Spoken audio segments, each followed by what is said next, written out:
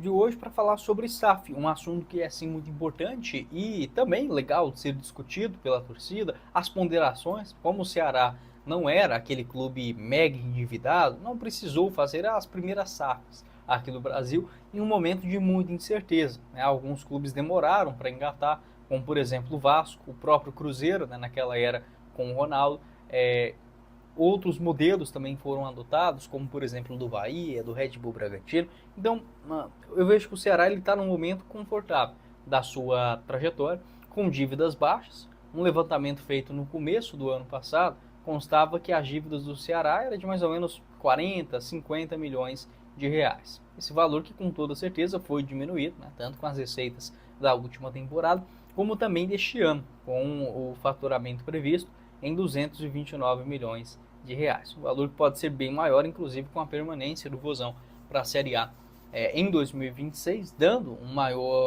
maior previsibilidade, tanto na questão esportiva como também na parte financeira. E é um assunto que o torcedor tem sim que pensar e ser favorável. Tá? Até mesmo o presidente João Paulo Silva recentemente comentou sobre essa ideia, que não é o momento, né, do Ceará fazer isso. Os comentários dele em entrevista à rádio CBN, abre aspas. A gente nunca discutiu esse assunto. Às vezes chega uma situação de conversa, mas nada que evolua. Acho que o Ceará não tem necessidade disso neste momento. Eu tenho uma opinião formada em relação a isso, mas é uma opinião minha. Naturalmente, muitos clubes vão se tornar SAF por questões de investimentos, e aí vai acontecer o que o futebol vai ficar cada vez mais competitivo. Hoje o clube é bem ajustado, mesmo ainda com passivo, a gente ainda não está no momento que a gente queira, mas o clube não tem essa necessidade de transformar em SAF agora. É uma discussão que nunca foi abordada, nem vou atrás disso, né? Foi o que disse o João Paulo. Neste momento foi em maio, né, dessa temporada de 2025. As minhas ponderações a SAF, por que eu sou muito favorável a esse assunto. Eu não sou daquele torcedor que cria a ilusão, por exemplo, de um clube bilionário, até porque, assim, em termos de valores, muito provavelmente o Ceará, quando se transformar em uma SAF, será uma SAF com mais de R$ 1 bilhão de investimento. Analisando os clubes, até vou falar sobre isso mais à frente, um investimento de pelo menos 1,5 bilhão, 1,2 bilhão, até R$ 1 bilhão, até porque hoje com dólar a 5, euro a 6, qualquer 100, 150, 170 milhões de euros, né, já se transforma em uma bolada bilionária aqui no Brasil. Mas o que eu quero dizer é o seguinte, não é necessariamente aquela ideia mais ilusória ou esperançosa de uma SAF chegar para o Ceará contratar o Cristiano Ronaldo. Não é isso. Tá? Eu gosto da ideia da SAF pela profissionalização do clube. Até penso que o atual presidente do Ceará, o João Paulo Silva, tem algumas ponderações interessantes. Eu acho que é um mandatário que é relativamente competente. Só que quando ele sair, entra quem? E aí muda a estratégia do clube. Então, esse modelo associativo, mesmo que um presidente fique 4, 5, 6 anos, não importa. Quando ele sair, pode ser que dê a sorte de chegar um outro presidente bom e dar continuidade nisso, mas o natural de acontecer é o quê? Chegar um cara, ter dinheiro em caixa, gastar tudo e deixar o clube endividado, sem nenhuma responsabilidade financeira. Então o cara pode criar uma dívida, até mesmo pegar para ele próprio, né? Quantas vezes a gente já viu isso no futebol brasileiro, e não tem nenhuma responsabilidade. O Goiás mesmo teve uma dívida anteriormente, eu sou torcedor do Goiás, acho que já deu para perceber aqui pelo estúdio, tem um canal que chama Goiás News, eu vou deixar o link na descrição também. O Goiás estava tranquilo, 2019, 2018, com a mudança do presidente naquele ano, teve 3 mandatos, o cara deixou uma dívida no Goiás de quase 200 milhões de reais em 2 anos e meio, basicamente. Então assim, inclusive com comprovação que tinha, né, desviado dinheiro.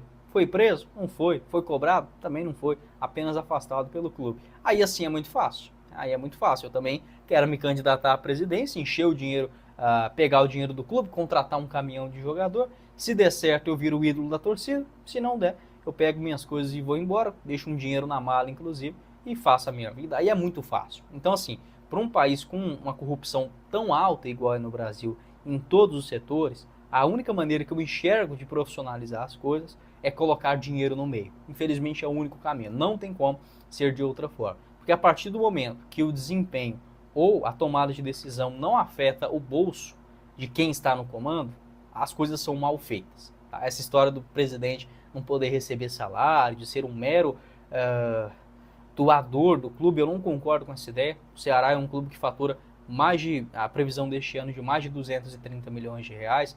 Seria, se fosse uma empresa, né, de fato, uma das maiores empresas do Brasil, não tem por que isso não ser profissional.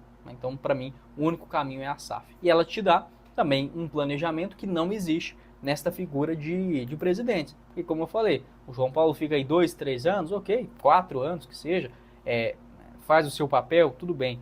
Mas não há uma previsão, não há um planejamento, uma estruturação de como será o Ceará para daqui 10 temporadas. O Ceará, por exemplo, para 2035, ele pretende estar aonde? É revelar jogadores, chegar a uma Libertadores? Não, é o meio de tabela da Série A? Não, na mesma situação, brigar para não cair, mas ter um investimento maior na estrutura do clube. Qual é o planejamento?